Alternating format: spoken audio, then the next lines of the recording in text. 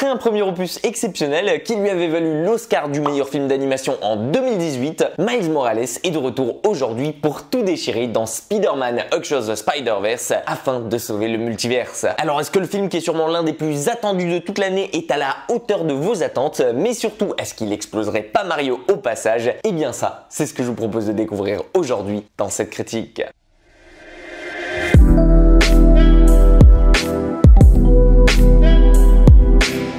Ça y est donc, après 4 ans d'attente et après avoir été repoussée plusieurs fois, elle est enfin là, la suite tant attendue par les fans. Et une chose est sûre, c'est qu'elle va en surprendre plus d'un. Car en effet, cette fois-ci, on ne va pas se focaliser uniquement sur le petit Miles Morales, qui a d'ailleurs entre-temps bien grandi, mais cette suite va en profiter pour se concentrer sur d'autres personnages liés à l'univers, à commencer par celui de Gwen. Car justement, après avoir quitté Miles dans le premier film, lui qui ne pensait jamais la retrouver, cette dernière s'est liée d'amitié avec une squad bien particulière, chargée de faire régner l'ordre parmi l'infinité d'univers parallèles qui coexistent et d'aider à exterminer des anomalies qui chamboulent tout dans l'ordre des événements. Oui, un peu comme dans No Way Home, quoi. Et cette squad, eh bien, à l'origine, elle a été créée par Spider-Man 2099, qui a été ensuite rejointe par une multitude de variants. Et tous ces Spidey réunis ont donc pour but de protéger les toiles du destin déjà tissées à l'avance de quiconque viendrait pour les modifier. Seulement voilà, vous l'imaginez bien, rester immobile sans rien faire et accepter les choses qui arrivent, ça ne peut pas plaire à tout le monde.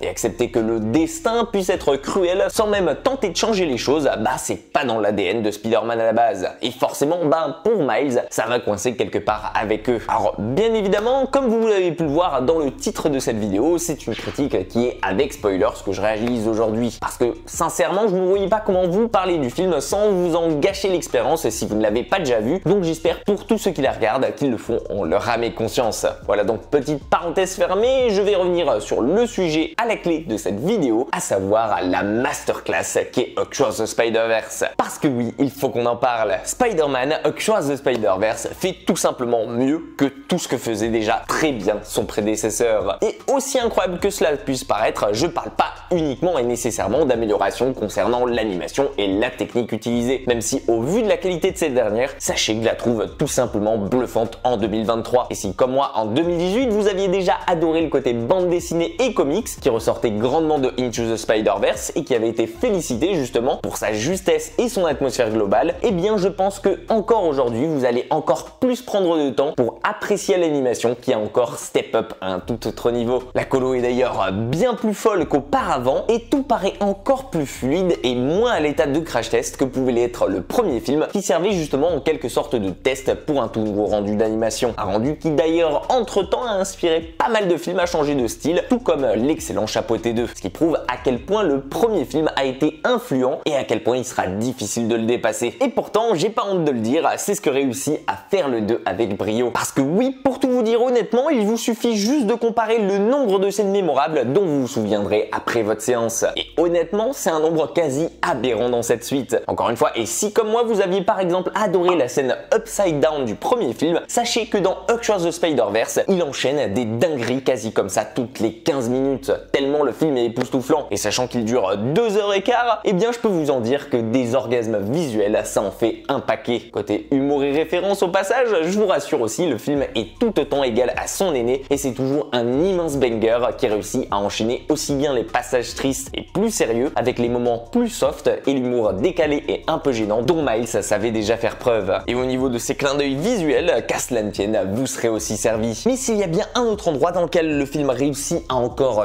tout surpasser cette fois-ci, c'est bien évidemment avec sa bande sonore. Et honnêtement, pour moi, il n'y a pas photo tellement le film est déjà un classique à écouter et réécouter, tout comme l'a été par exemple Les Gardiens de la Galaxie 3 il y a à peine 3 semaines. Et pour tout vous dire, je me demande même réellement entre ces deux films qui se sont enchaînés, qui justement a la meilleure BO. Mais rassurez-vous, ça ne s'arrête pas là, car encore une fois, Spider-Man Across the Spider-Verse a mis les petits plats dans les grands ici. Et si c'est une véritable révolution, elle ne l'est pas juste au niveau visuel ou au niveau sonore. Et je peux vous assurer que c'est une véritable révolution à tous les niveaux, car non content d'améliorer sa technique et de proposer une suite ultra rafraîchissante à ce niveau-là, eh bien sachez que Across the Spider-Verse évite au passage l'erreur bien trop commune que font trop de suites en se reposant sur son personnage principal et ce qui a été déjà fait dans le premier film. Et on sent d'ailleurs ici que justement la volonté du studio derrière, c'est pas uniquement de nous proposer un film beaucoup plus beau et plus propre à regarder, avec un scénario quasi copier-coller comme le font par exemple Disney, mais ils veulent ici nous proposer une réelle suite dans laquelle vous aurez le droit à une véritable évolution du personnage de Miles,